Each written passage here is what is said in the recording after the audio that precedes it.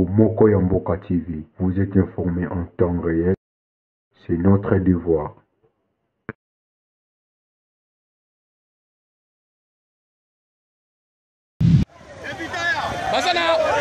Bazana suppléant mon roi député ba memia na mutu la police balingi ba koti saye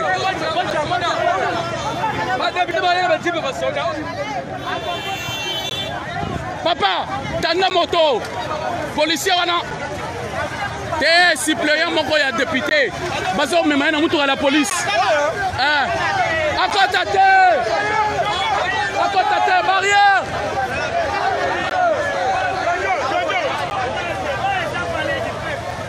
Député! Papa, blocage est là!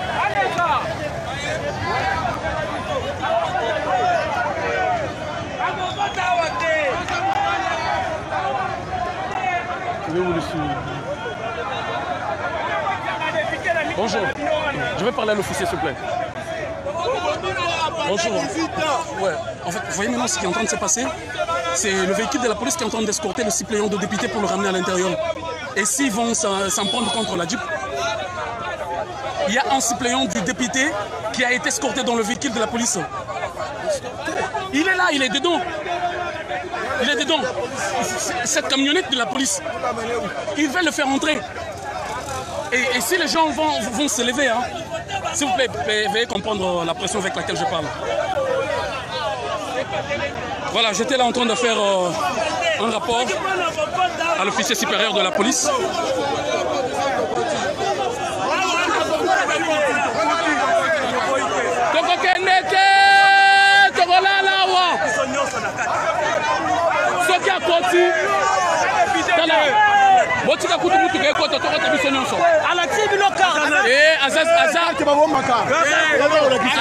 Aza suppléant, papa, yo salaka te, moi je suis ici, s'il vous plaît. Aza suppléant et député.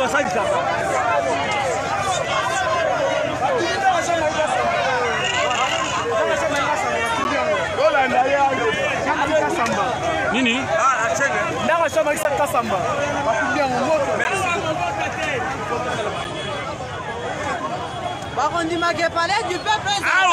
Awa bogota te soki akodia il faut makikiso nyonso tokufaka.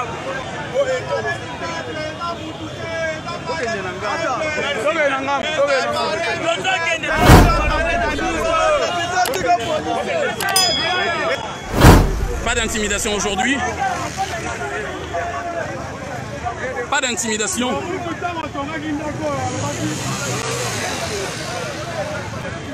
Papa, biso, bango balobaka la français bazo violer l'Assemblée nationale. Biso ba peuple congolais tozo violer ne Janine Mabunda. Toyende poto violer ne bien Janine Mabunda wana. Toko violer l'Assemblée, to violer ne de Mabunda. Le roi Minak a créé loi wana. Awa siko opération toyebi ndako e bandi. Mabunda na batu na ye toyebanda kokotela bango moko na ndako. Wana message etikali sikoyo mutu ya hôtel de ville wana oyo bombe bandeko na biso na zani message wana eza ezo mpe ye ngobila mutu ayumbi wana tokosewa viole nde bana na ye kopesa balwa kovote kosala makambo na parlement rapport wana bopesaki nani vacance parlementaire esili bozongi kosiege bozwi rapport ya peuple nani oyo apesaki bino voix aye kopesa bino rapport oyo bino bokoya kodebatre ndenge boye kosiege boyebi barole na bino te ki professeur na bino ya ntala ya miyibi prevene badiplome na biso libanda mboka ezalaka n'importe te député towana posta na bino te parlement oyo mokonzi ya mboka azodistrute yango bino bosali 18 ans bobosani changer constitution popesa makasi oyo bino bolingi boteme l'état de droit yango biso peuple congolais ensemble toye lelo na palais du peuple mpo na lakisa bino te oyo eza ndako na biso peuple eza ya bino te mission ya biso topesaki bino ntango bosiege liboso boyeli biso rapport te bokoti su bokomi kosiege boye kosiege kosolola nini po biso nde bato tobotaki bino totindaki bino toza na barapport na biso na ndaku tozala kozela bino boya topesa bino mpo boya kosolola sikoyo bino boye kosolola o bozango wapi biso peuple wana toboyi na longwe wana deuxième fois message eza bandeko na ngai ya este mboka oyo eza ya biso tokobanga te tokobangisa nde bango esi bomona africain azala colonise bandeko na africain ezalaka te ndeko na biso mwanda ntiemi mwana mboka soki azorevandike bato wana ye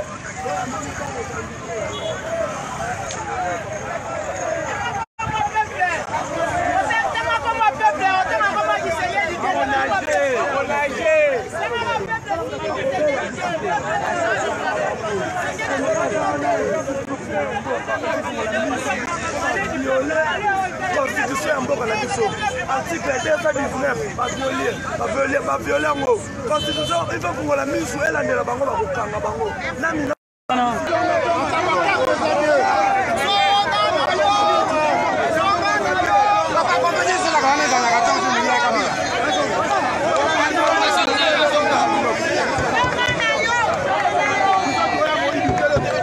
azonga kaka azonga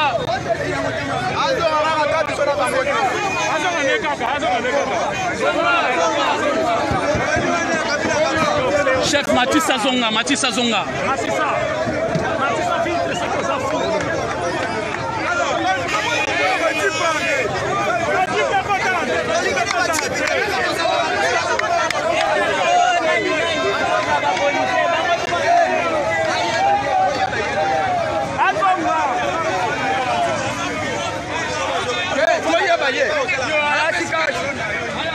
Leur indépendance solennellement sacrée par la Constitution de la République démocratique du Congo à travers les propositions des lois Minaku et consorts.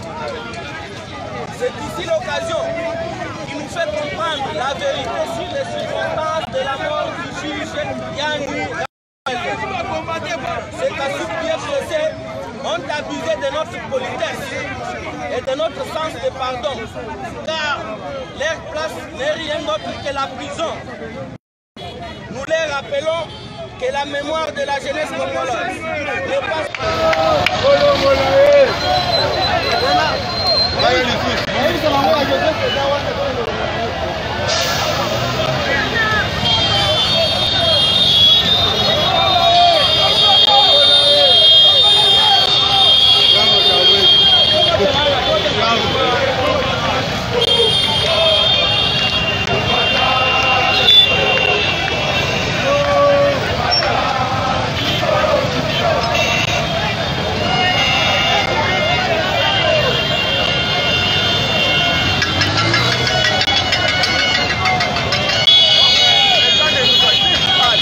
Les gens pensent que tu es pour ça à Bango.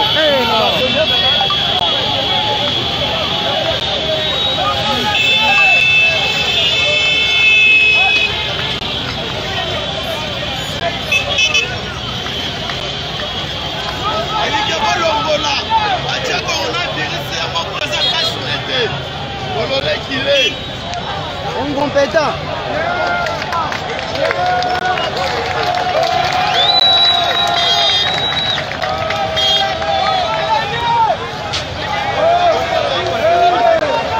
Mariage est derrière.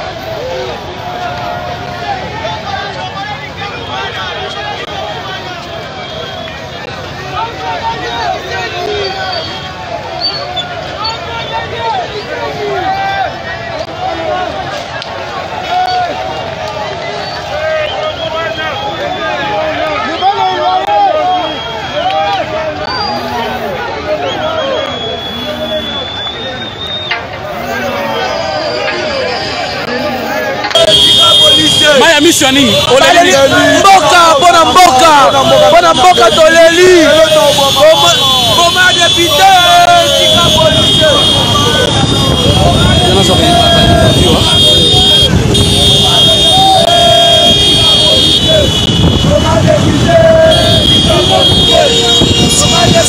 Messieurs, messieurs.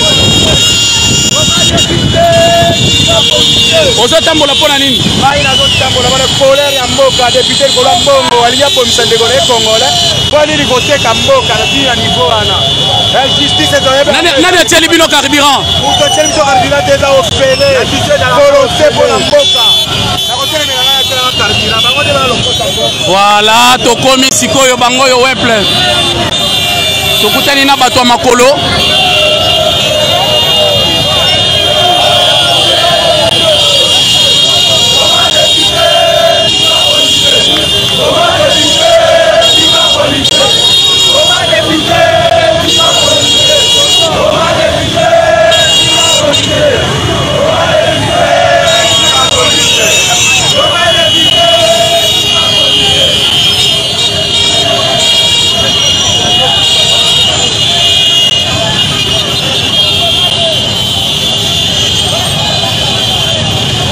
Weple ezo uta bato ya ngiringiri bango wana bazoya.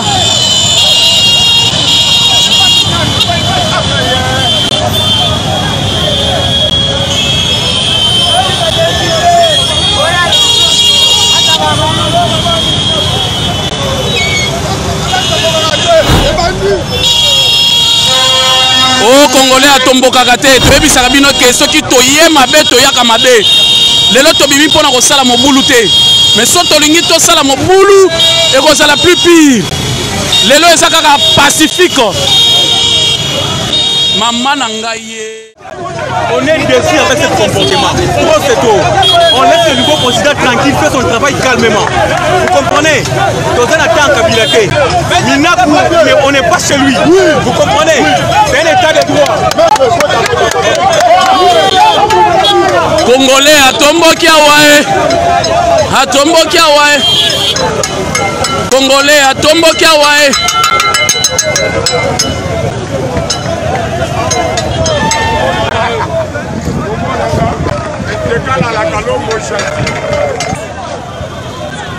Bonjour à toutes les chaînes qui sont connectées, les chaînes partenaires, Char TV, toutes les chaînes ici présentes. Ce qui toza awa esengeli to panzampoke, esengeli to loba vérité. Nous devons expliquer afin de clairer la lanterne. Esengeli to expliquer na ba Congolais misusu soit ba imboka misusu, po bazali ko comprendre exactement tina na biso awa libanda.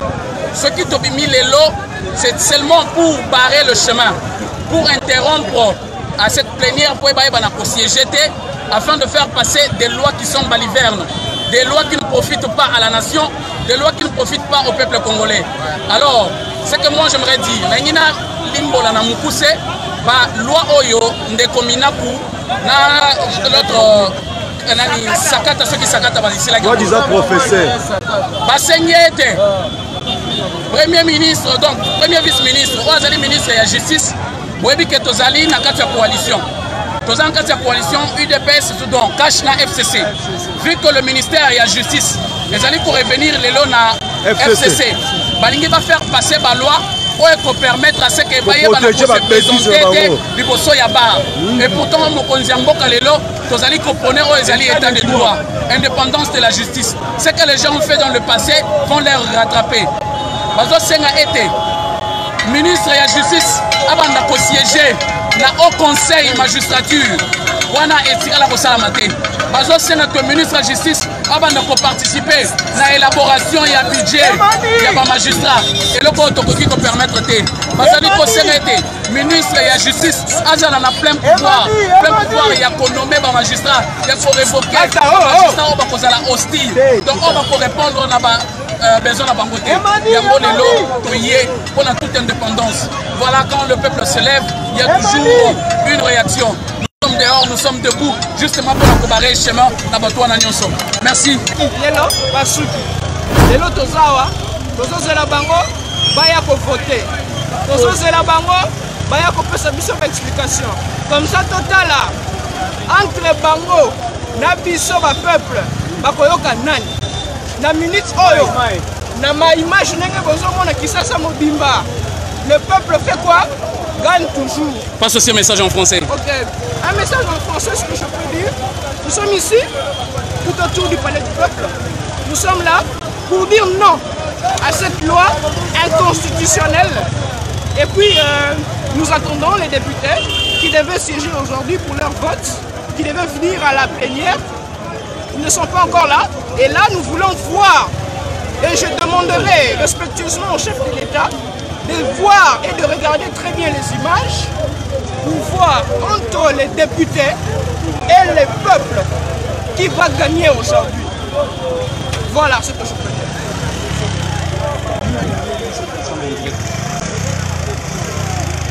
Oh, moi aussi, non? Ouais, on s'appelle. Papa biso toye awa parce que toyokaka na parlement balobaka mingi balaka kombo ya peuple.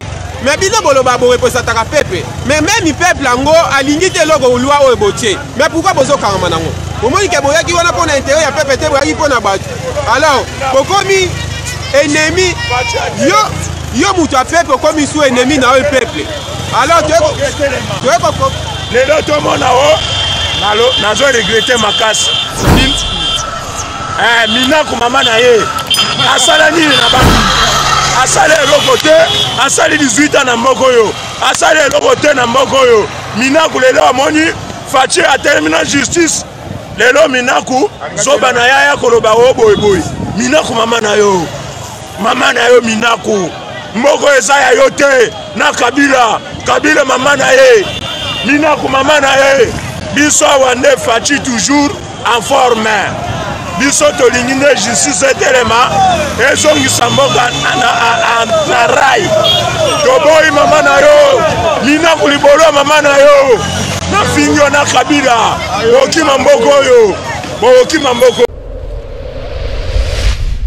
Bomoko ya Mboka TV, vous êtes informés en temps réel, c'est notre devoir.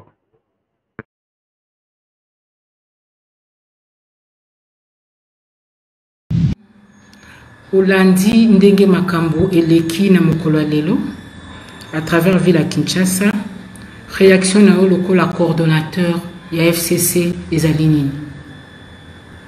Oui, en principe, il y a une réaction particulière tant que Bazali s'exprimer. Madame ici, pour la liberté d'expression, ils ont la démocratie à ils ont la pour permettre aux populations de l'obéir, ils ont la président de la République, ils ont la député pour la sénateur. Et donc, pour nous, ça fait partie des acquis démocratiques. Pour manifester, les amis, donc, problème. Le problème est bandit à partir du moment où la manifestation va utiliser violence pour empêcher justement bateau qui la population passe à la salle parce que bateau va empêcher bateau va manifester bango va qui va qui va voter ni ya osala mibeko ya mboka te.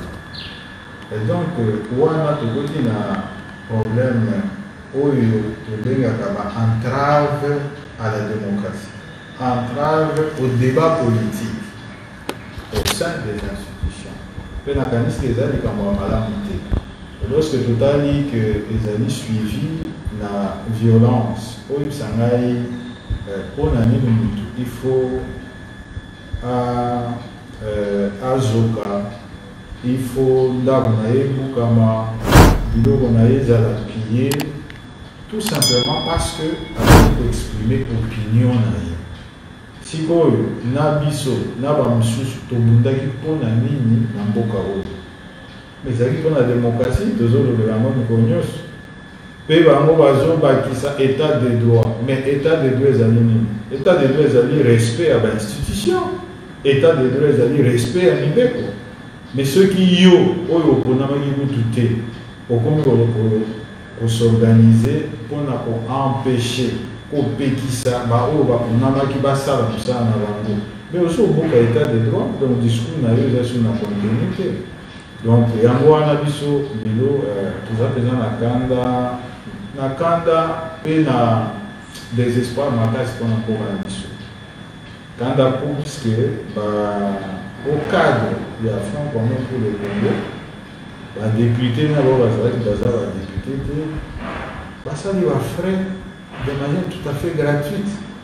Il y a un acte de vandalisme, c'est du terrorisme urbain tout simplement, mais eux ils ont prémédité parce que l'Obama qui avant ça les est-ce que préméditation ezali loi oyo ndeko memina kuna gari sakatate batie parce que bazolo beza lokola bolingi bozwa lisusu justice en otage alors que vous êtes déjà na ministre de la justice yende mutazo kamba.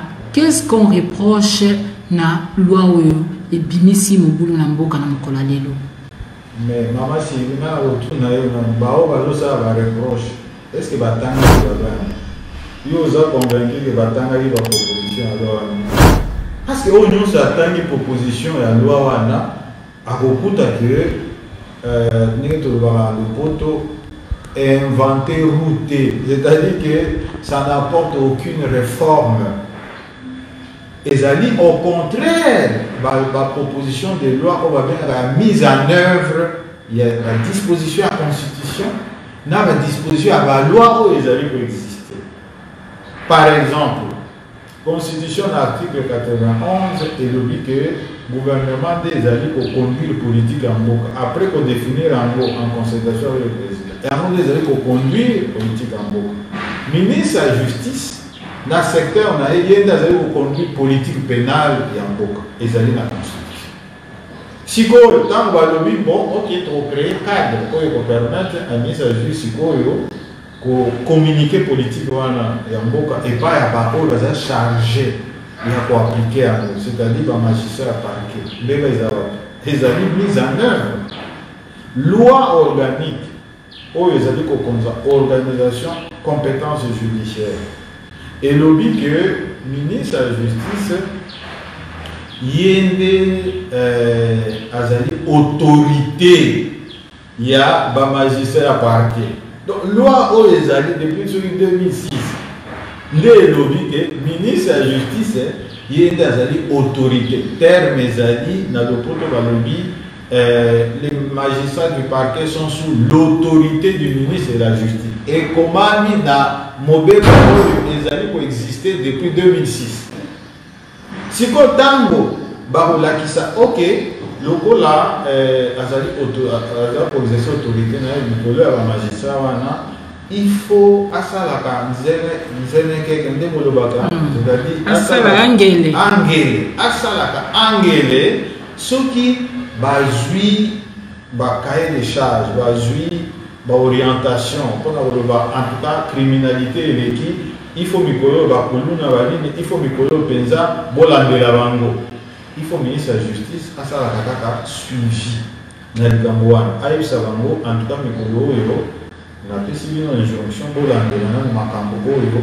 Donc bandeko basiliki pamba toloba ozali auxiliaire ya justice ozali avocat tokobomba mote ozali professeur donc oyebi mobeko likondi ya mboka malamu tangu okosala tangu bandeko bakosilika okobake basiliki pamba. Mais amana nazo pesa yo ba fait nazo pesa yo nde makambo oyo ezali na parce que bango ba kosi population ba yebisi population etala balingi basala mibeko oyo ezali contraire na constitution ngana bakisi yo que gouvernement nde ezali na charge ya koappliquer politique ya mboka. Na politique wana ezali otobenga la politique criminelle politique pénale. Ministre de la Justice n'a pas charge en ezali na constitution.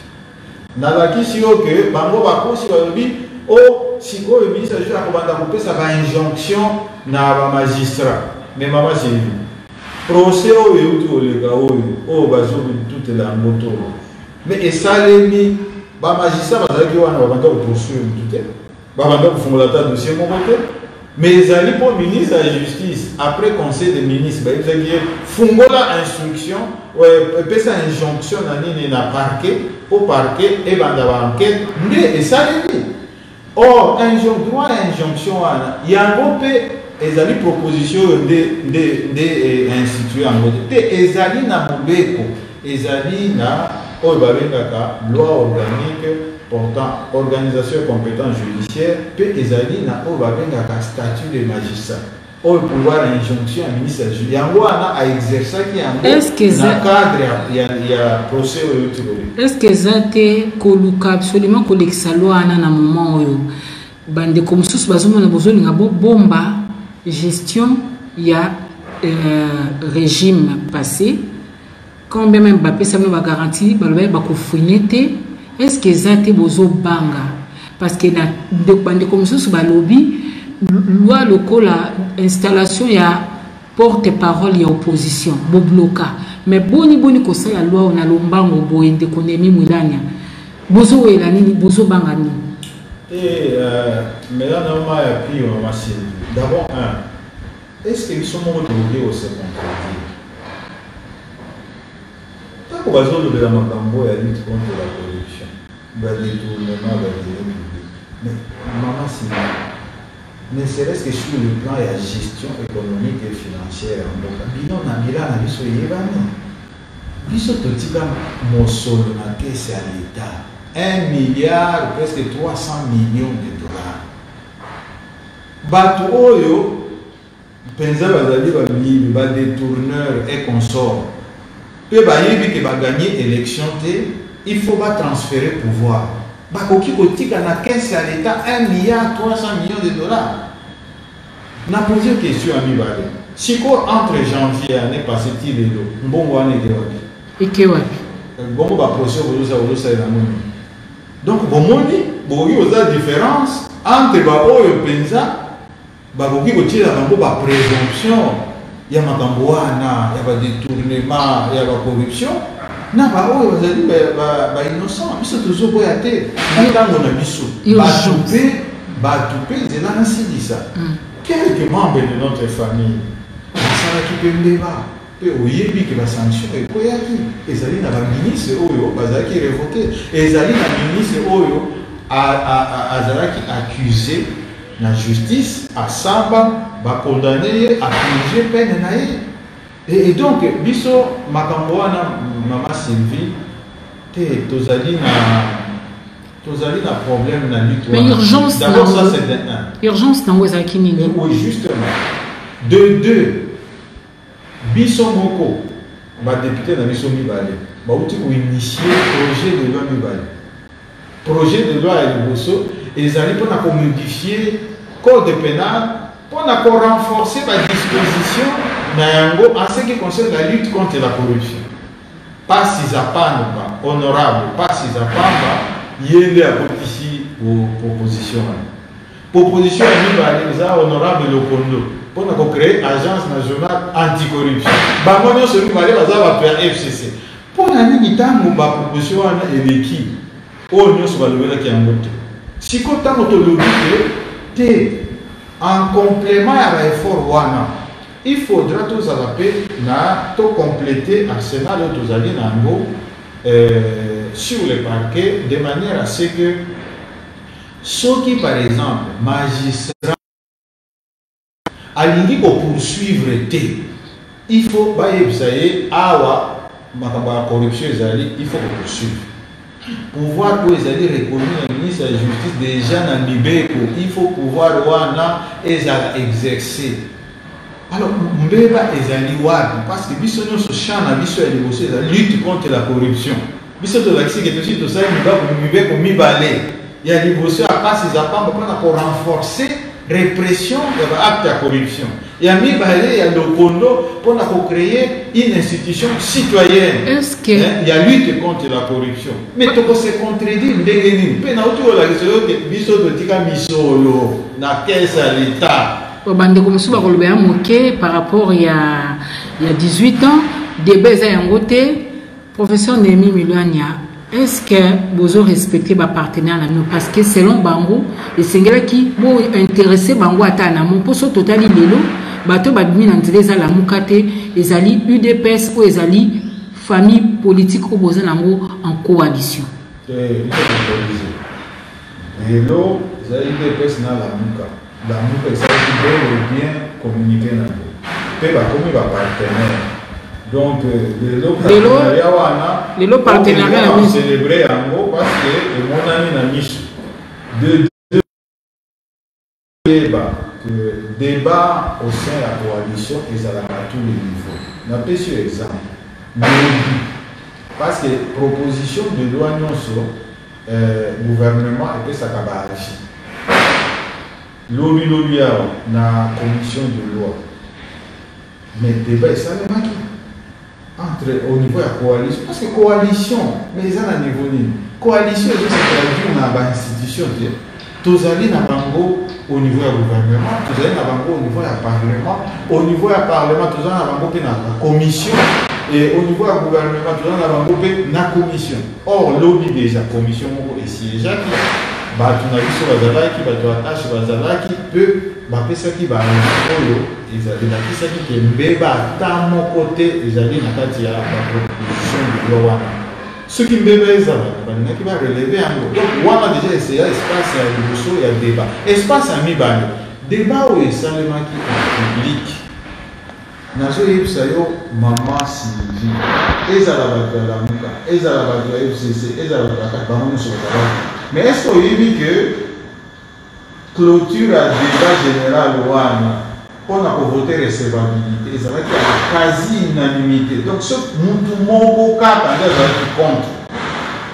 Et après débat wana, batiti mon peuple na commission. Pour la commission, tout analyser sur bouge na bouge entre biso na bango. To continuer à débat wana. Donc c'est un solo, tous on met dango na étape nyonso. Et kozomba les sous.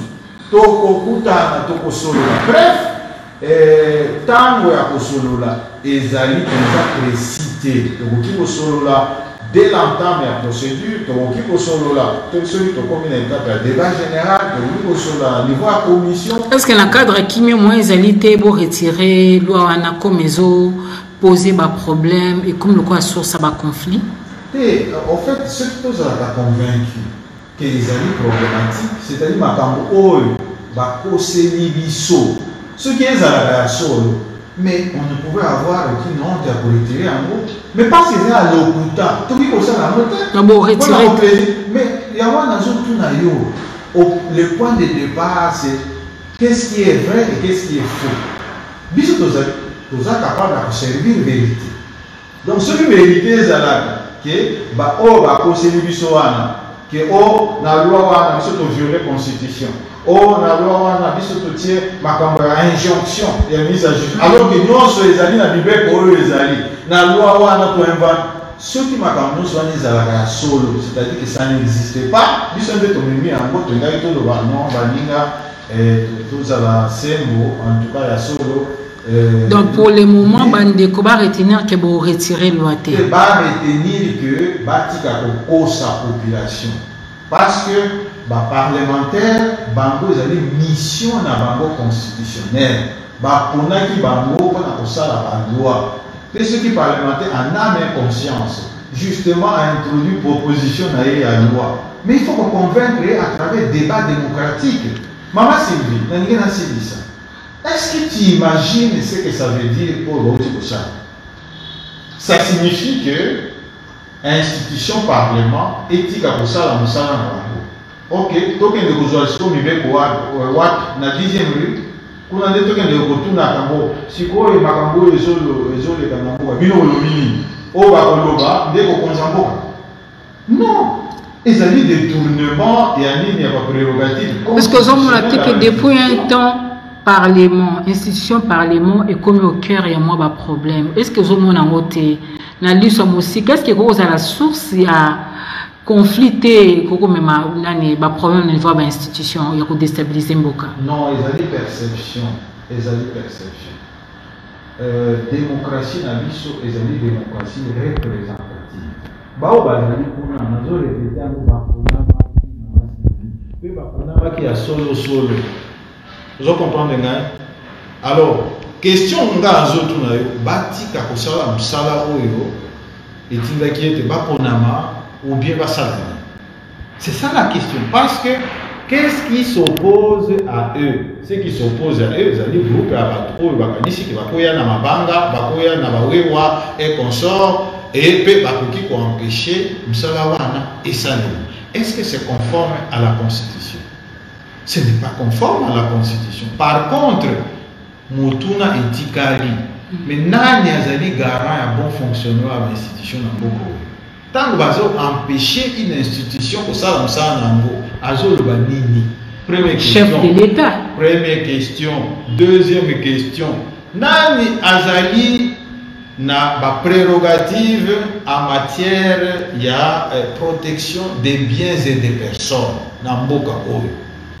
Tant que bazali qu'on menacer bas citoyens et particulièrement bas élus, bazali ko kayase mituka na bango, bazali ko violenter bango na nzoto na bango. O mtu wana zo sala musala nini? Oyo na gouvernement azali na charge ya sécurité et l'ordre public. Azo sala musala nini? Oyo azali na charge ya ko protéger ba institution. Parce qu'il y a toute une unité de protection des institutions dans le niveau de la police. Oh, il y a des titulaires, il y a la structure de l'Union. Azali Kosala, Moussalani, responsabilité naïe et Zalini. Pour les députés, Moussala ou Bazali Kosala, va rendre compte de la population. Tant qu'on va kozonga, na la circonscription na bango, bango va rendre compte de ça. Donc on est mis dans le stade Ibala FCC cash. Ils ont continué. Bon, la coalition, comme la cohabitation, ou bien sort dans les années. D'abord, biso tozo saka ba constat. Constat à Liboso, c'est que bazoué biso banda. Voilà déjà constat. Bino bozola ki bango pona ko esaka bunde bon côté. En tout cas, bazoué biso banda, biso tozo le constat. To gipe ko to tirer ba conséquences na biso. Yo zalika na ba bazoué biso banda. O tirer ko ba conséquences na yo.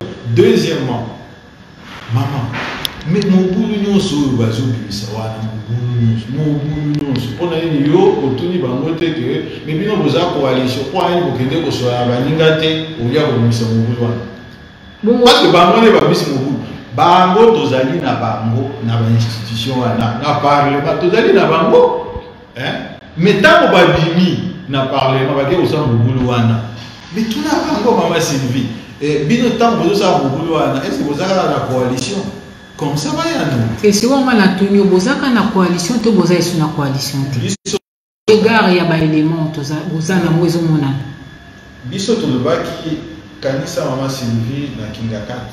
To le baki que biso to vous avez battu à souka kobina na coalition. Mais to constater que mikolonionso baninga bazali ko vider coalition wana na contenu. Yangwa na émission pour preuve bazoué émission banda. Alors biso tozo zélandais et yanoa na te mama Sylvie tozo zélandais yanoa ne utande pa na bango. Jean-Marc Kabund abimaki bino bo utilisaki mbanda wana kaka lamuka? Non, jamais parce que justement parce que Jean-Jacques Mamba azala muka. Te yangwa na webi fonctionnement ya institution. Ezali na ba règlement intérieur, ainsi de suite.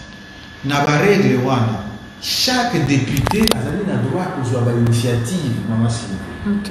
Pétango député moko a eu initiative na ye. Ce qui a convaincre Bamsous, mais Bamsous ba kolanda. Et encore que yo yebi développement makambo ndenge le kaki. Kaka makambo ya lelo ndenge le kaki. Si vous pensez que les députés ont passé dans le motema peut tirer les conséquences de l'acte. Mais c'est clair que auteur et initiative, il faut s'assumer. Parce que Jean-Jacques Mamba, Moutouya, Lamouka.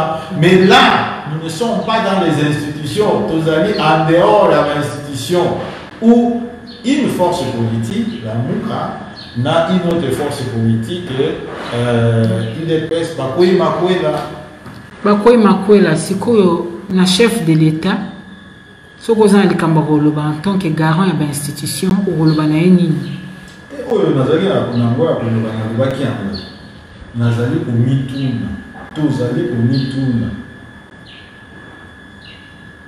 Est-ce que la Constitution Namboka est instituée garant le bon fonctionnement des institutions. Ce qui a dit, il y a beaucoup d'appréciation dans les parce que la fois passée, tant qu'il y a un incident où il y a un parlement, il y a tout ça qui déclaration. Peut-être qu'il y a un incident où grave.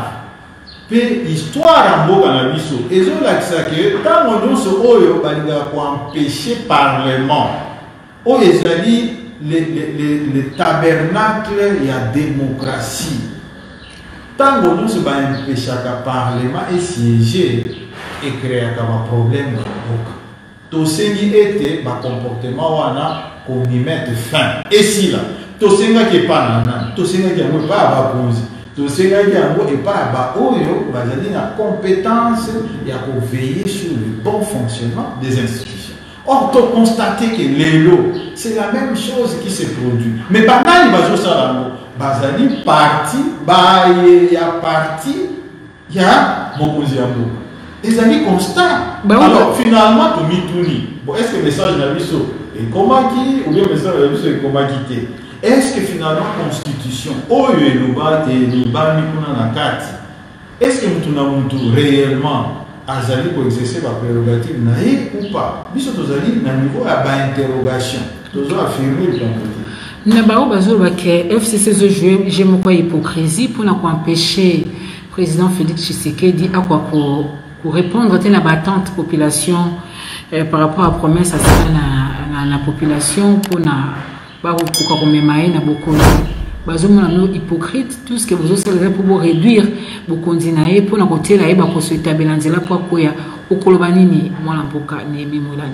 c'est tous à la scène na procès et la qui cité que bango moko de bazali pour gérer mboka depuis au mois de janvier tina tango oyo batia du gouvernement en place programme programme 100 jours. 100 jours. Je me connais le programme du président de la République. Et ils ont exécuté la structure où le président Yemoko a tiré en place. Mais ça veut dire qu'il y a une mission est-ce que tu interfères qui n'a pas moi dans le programme Titango, la vérité, on dit pour la population. Alors, à quoi on joue? Les lois à une lutte contre la corruption, programme et le président.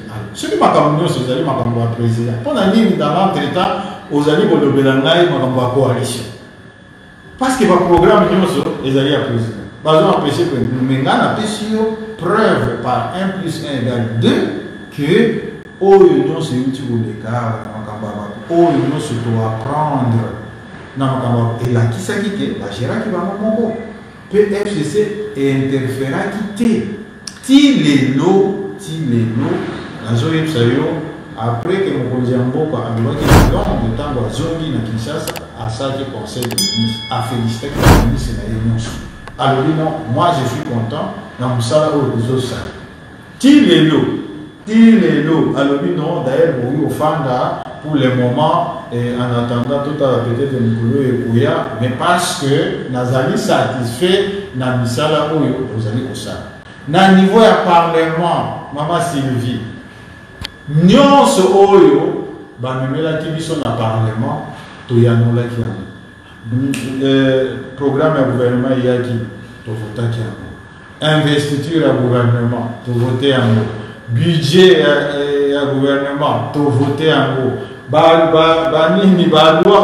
y a état d'urgence pour proroger même contrairement à la volonté à peuple parce que le peuple est venu sous le gouvernement et il certes respect à la mesure sanitaire et consorts mais il sous de manière continuelle l'état d'urgence et mais il faut toujours voter en Goka. Maman Sylvie, si Koyo Mbeba les amis wapi parce que nous sommes tous ça.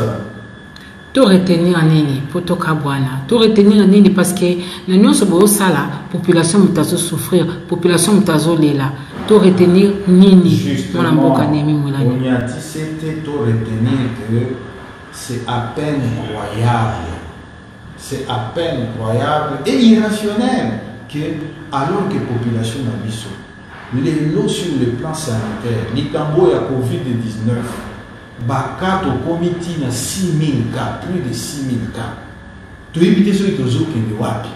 Alors que sur le plan économique, tu évites très bien que l'économie en Boka est malade, totalement malade, de telle sorte que tu as un taux d'échange et comme pour avoisiner $2 000. Tu as la alors que sur le plan, c'est la sécurité en Boka, maman Sylvie. Les lots du jamais vu. Sur les 9 frontières, pratiquement, tous allez envahir au moins 7 pays. Ma pina vous allez dans le territoire. Mais il y a est-ce que on a des attitudes de ces militaires vraiment, au lieu de s'occuper, n'a pas besoin fondamental à la population, sécurité à la population, intégrité territoriale, parce que tu as fêté 60 ans anniversaire dans une semaine, mais tu allez envahir dans les pays voisins. Au lieu de tout ce bunda, tu dois vraiment redoubler d'efforts pour Covid et pénétrer la population. Puis, ma mesure, n'est-ce pas, il y a pour continuer, pour soigner, pour prévenir et pour famille. Au lieu de continuer au Bunda pour pouvoir acheter la population et matin. Est-ce que vraiment la population a besoin de actes de vandalisme ou de terrorisme urbain ou il y a quoi empêcher ni institution, il y a parlement et ça comme ça. Je me te souhaiter une bonne chance dans la coalition. Dans l'espoir que vous la population finalement et non comme ma population en suicide. Bisoto n'est pas la population un message d'espoir. Parce que dans le cas où maman Sylvie, qui démocratique et que ça a sauvegardé. Bitumba wana to mango pour qui démocratique et ça a sauvegardé. Dictature et kokota la misuf na mboko yote. Parce que tout le monde qui mbeba sur la dictature et sur le plan politique, et sur le plan économique, et sur le plan social. Donc, il faut mobiliser pour empêcher Ninga de s'exprimer, pour empêcher l'institution de fonctionner. Ça ne se fera plus. Parce que débat, il faut assurer débat, il y a bongo. Et c'est un débat démocratique. Donc, on a ligne pour étouffer ni liberté d'expression. La liberté fondamentale, au biso to bundela, au bango ba bundela, pour na nini ko linga ko étouffer en gros, surtout lorsque parce que bango bazo apparaître mingi que bango baza côté à peuple. Mais maman oui, parce que o baza libanda balobi ba kotika te soki ba nani mobe ko ani poete bande ko bazo concerter. Ngana ensio que manifestation pacifique est autorisée. Donc, on continue de pour mes athées. Pour les alliés, tant d'oiseaux, quand ils sont en cas de violence, pour empêcher. Ceux qui vont, aux hommes dans les États-Unis, ils vont manifester, non? Pour l'indépendance noire, ils vont manifester. Est-ce qu'on va empêcher le Congrès et fonctionner? Ils vont empêcher le gouvernement de siéger? Ils vont empêcher le président à avoir. Voilà. Donc, pour manifester, c'est un mode d'expression démocratique. Mais au Tikapé Baninga, au sein des institutions, pour s'exprimer, débat, et ça, le débat à Bongo, c'est aussi démocratique. Et donc, la population a besoin de rassurer, biso, problème n'a besoin de chaque institution est ça, débat démocratique est à tous les niveaux. Le problème n'a pas été que la reddition des comptes, de voir la reddition des comptes. Puis pour ça, la reddition des comptes n'est pas à la population. Ils ont manifesté, le vrai peuple, les peuples qui va député. Les peuples qui va député. Les militants, les partis politiques, les peuples circonscription électorale naïe. Alors, dialogue entre chaque député, n'a pas électeur. Mais bango bazalité. Ceux qui sont électeurs, n'ont pas préoccupation, ils allaient changer le mauvais coin.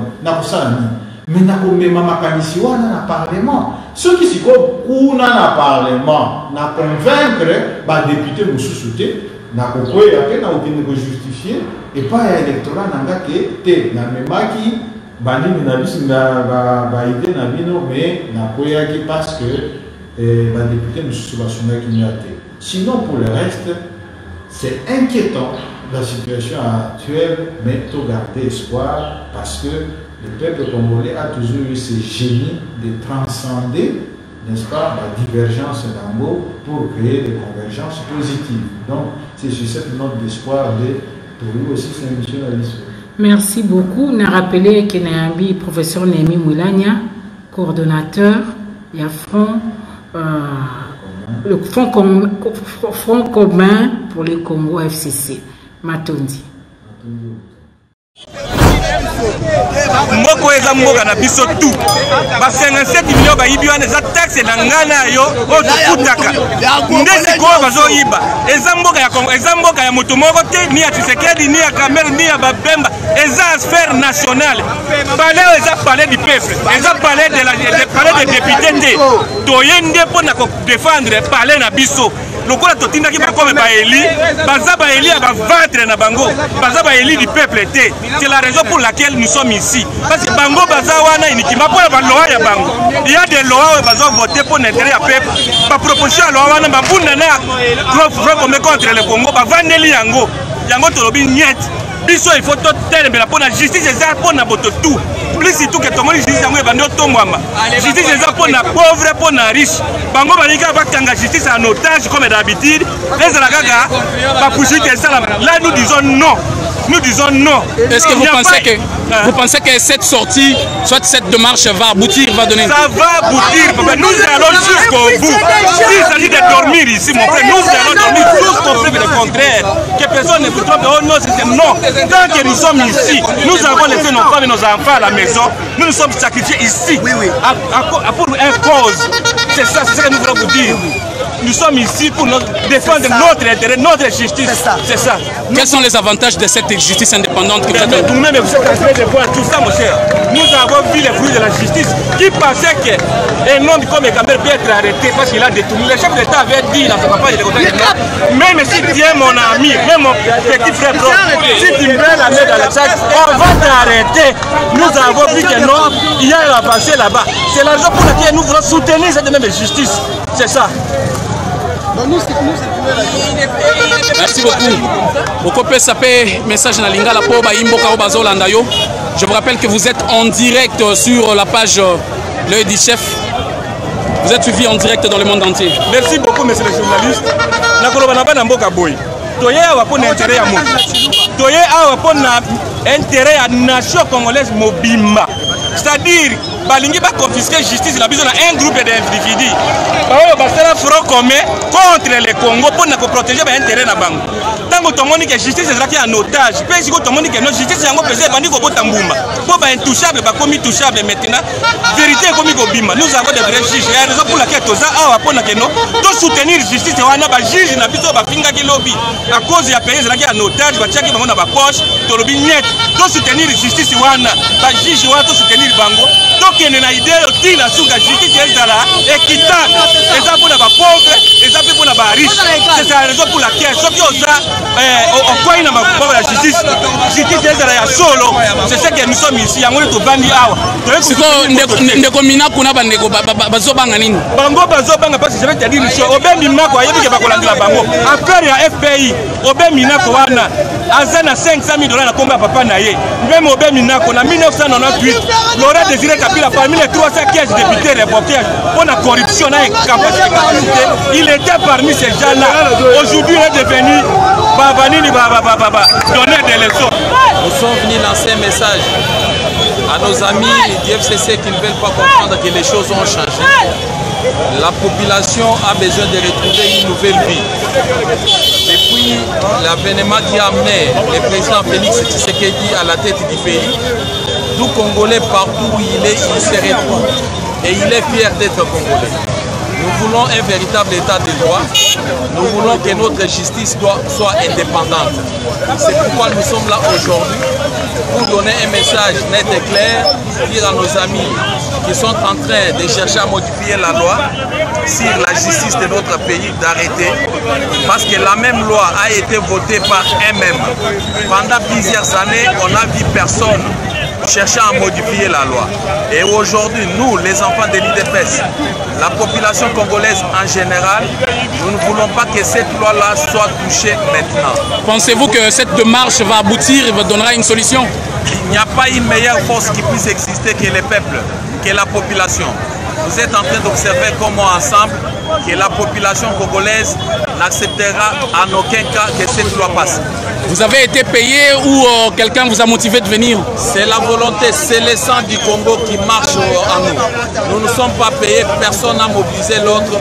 C'est la population elle-même qui s'est soulevée comme un seul homme pour mettre fin à ces aventures. Ok.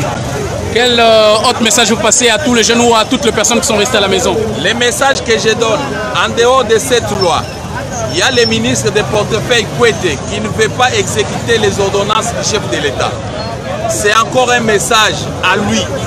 Si dans une semaine, les ordonnances du chef de l'État ne sont pas notifiées, il va croiser la même population sur son chemin. Merci beaucoup. C'était là le président fédéral de la jeunesse, Fédération Katanga. Nous sommes toujours en train de vous tenir informés. Exactement. Awa Toza devant l'Assemblée nationale et puis le ministère intérieur sur triomphal. De Awa Koyebisa Batbalingi Baswa nation na biso en otage. De Mboka Oyo eza ya Congolais Nyoso. Eza bien privé à Moukité. Nous voulons une république de la méritocratie. Tout Congolais qui travaille doit mériter son dû. Mboka Oyo et comment Baepapona kosa la politique va convenir à cause de Mboka en otage et ils font tout ce qu'ils veulent. Et Kosimba les susciter. Nous sommes tous là, on a longtemps étudié, on a passé beaucoup d'années sur les bancs de l'université, Totanga classe, Moussala Ezate. Moussala Ezate, nous sommes des entrepreneurs autodidactes si on peut dire, parce que boulot Ezate. Alors tout ça, c'est ma fatigue. Misala et ya Mboka est changé qui dépasse et à partir à délinquanté comme Moutouana Zolobake Bado Yende Bado nous on a étudié alors Mboka il faut changer mais là on a foi à notre nation on a foi à notre constitution Moutou a moyen de changer Makambouana on a des désir personnel naïe personnel naïe ça ne va pas aboutir et aujourd'hui nous sommes là pour porter échec à tous les piliers de la République. On ne veut plus de ce genre de choses.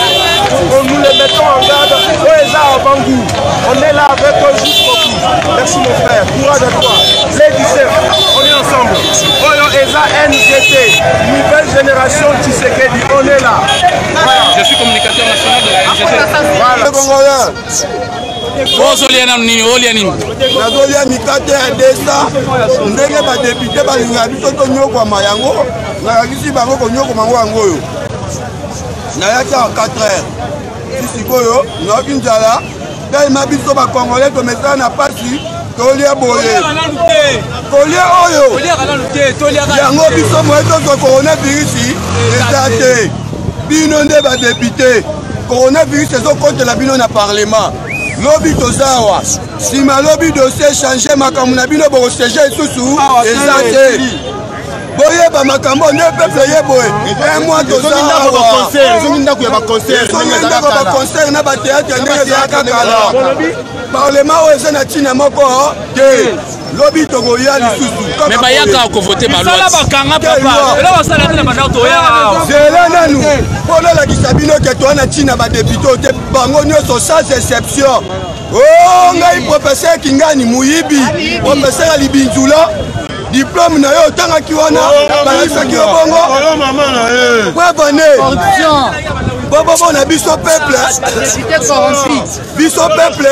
toboyi parlement oyo mpo na nini topesi badepute mandat ntango bazwi vacance parlementaire soki bayebi rôle na bango ya kidepute il faut kozonga na fief na yo pesi baélecteur na yo bavotaki yo opesa bango rapport ya pendant tout ce temps oyo siégeaki moko na moko première séance c'était ça deuxième troisième opesi bango compte rendu biso mpe baélecteur na bino topesi bino sous rapport après vacances ntango bozokende kosiége topesa bino nini boya kolobela biso ntango boutaki vacances parlementaire député nini otombo ya mosapi likolo alobaki azongaki epa na biso baélecteur Daniel Saf apesa biso rapport nani Daniel Saf yo moto aprendre ngai ngai nayebi député moko ayaki te namoni député moko na terrain te apart wana badéputé boza na eloko moko te bino bato ya FCC bozosoutenir AFDEL boyebi te AFDEL moto abomi mboka oyo AFDEL moto ebomi mboka oyo bamina sema bayawa tala guerre na este bandeko na biso na este bakupa mikolo nyonso mwanda ntiemi ntango arevandikaka revendication na ye teke mwana mboka arevandikaka wapi na bakongo na congo central po ese epa na bango eske boza ti bozotambola boye mwana mboka ntango arevandikaki mpo na mboka mpo alibere mboka na ye congo akotaki na samba wapi l'équateur epa na bango Jatiningo bila ndenge balobaka so pe lokuta soki asolonga na yebi te me balobaka Jatiningo bila boma batu na yu na yumi na mai ndombe eza wapi epa na bango mutu nyonso to asalaka rebellion epa na bango asaka mobule epa na bango bandeko na biso ya este massacre ya este salaka oyo biso tolelaka biso tosutenaka bino bakongo ndeti aza mukongo na sutenaka bino mikolo nyonso nalelaka mikolo nyonso eza balider swahili bofungola misu jamais mukongo akoya na este osala rebellion jamais mungala oya na este osala rebellion mungala so olingi rebellion okende équateur mukongo so olingi rebellion okende bakongo mutu ya gabandundu to olingi rebellion okende na gabandundu kasai ndeko na biso ka mwana sapu ntango arevandikaka asalaki yango na kasai epa na bango este mpe kuna bandeko na nga este bofungola misu botalemela balider wana swahili bobetela bango maboko te bango nde baza derrière ya batiweri na bino bofungola misu so bowana tembe par exemple napesi bino bozwa mayele este na ntango mobutu tozalaki kokufa na este bongo yebela mutu akosa bino te bandeko na biso ya este kobetela bango maboko te oyo okumisaka wana ye nde acteur commanditaire ya bamasakre wana na este fungola misu mukongo akosala na bakongo kasai akosala na kasai mutu ya équateur osala na équateur ebongo muswahili osala wapi kuna na sol na biso baswahili kuna boyebela bango bofungola bango lite ezochange parlement oyo ekokota nango je suis le coordonnateur de la dynamique impulsée que vous voyez une personne par une papa tel que vous venez de l'observer avec l'impunité pareille est-ce que vraiment hein?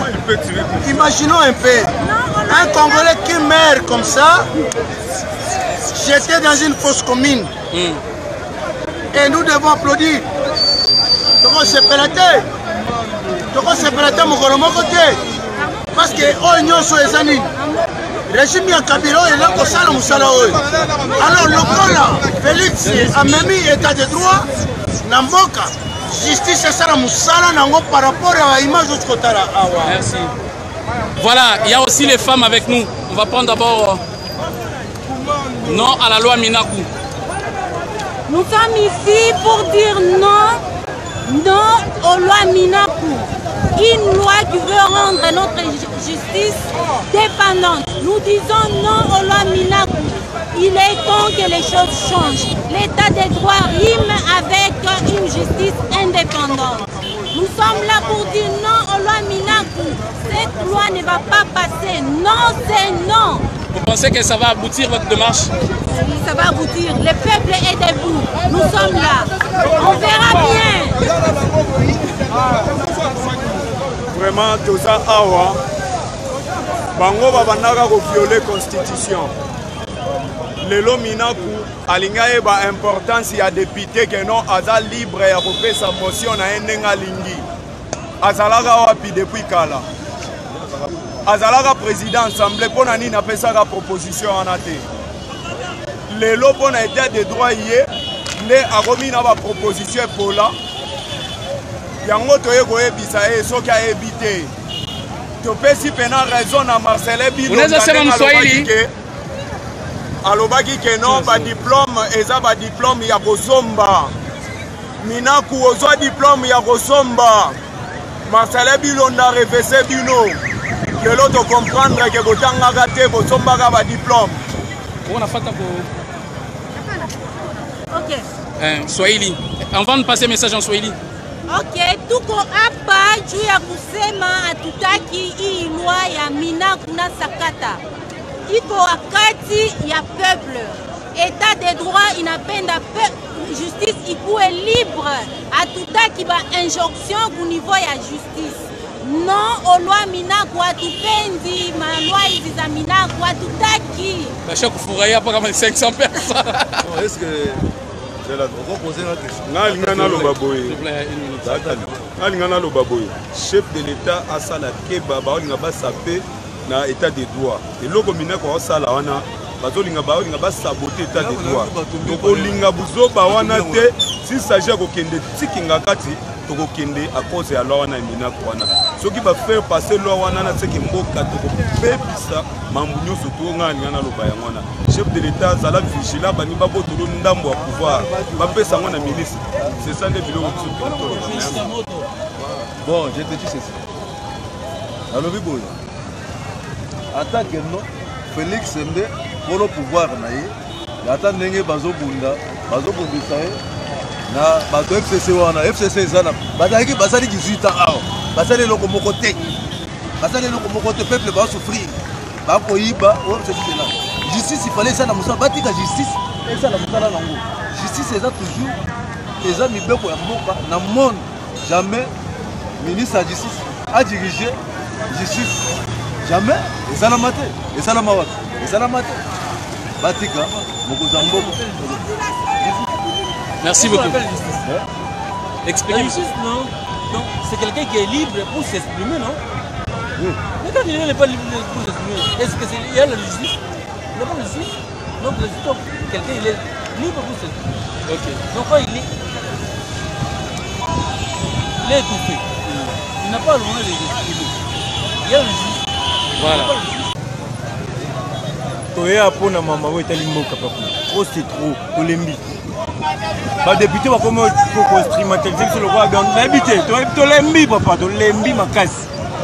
Trop c'est trop. Et on toya ba ko tati ba CGT. Aussi matina ba lona ba ngwana merde. Alors buzo be ko simbate. Et on les kate ko simbate to zawa le lolo bitikuna. Donc continuer combat ils apprennent à peu congolais pour la biso nyonso. Et ils apprennent à partir, ils apprennent à kama boité. Ils apprennent à biso nyonso peuple congolais. Faut tout sangato za bomoko. Tout sangala to combattre bango na busoba la ngone soka keni. Yanga ina ndoko lobaka yango na père ici. Merci. Ndeko pakoli nini na elongi?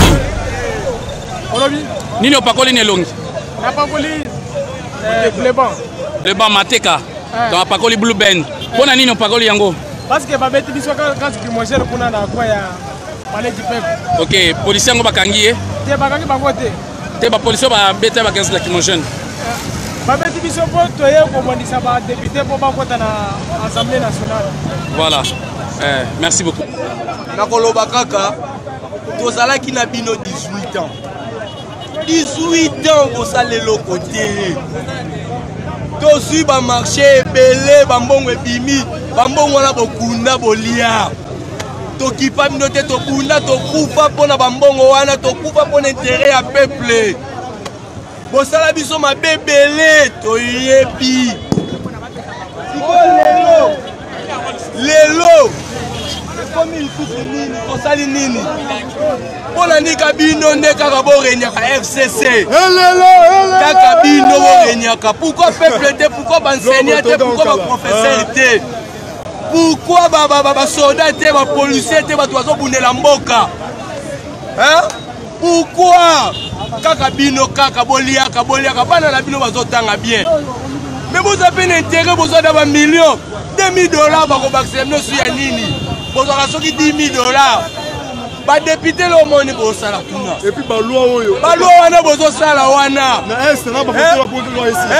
ese na ese bandeko bazokufa kuna bandeko bazokufa na ese na partout ese bozolobela yango est-ce que loi ne bobota da loi ya baprofesseur ke salaire na bango mata ya baenseignant salaire na bango mata ya basoldat bapolicier bobota déjà loi wana pourquoi nakoloba na Janine Mabunda mama soki yobota na yo te yoka soki yobota te mais ezala te na bolingo mboka oyo soki oza congolaise ya solo ya mboka oyo obotama na Congo ndenge oyo olobaka ndenge bino nyonso boloba tala omoni bato basalaka boya baza bavrai congolais te boza na bolingo mboka te boza na baintere ya bambongo kaka yango tolobi cette fois-ci tokolandela bino ti suka tokokota meme na bandako na bino soki bobombaki tokozwa yango eloko nayesa bino yango wana merci.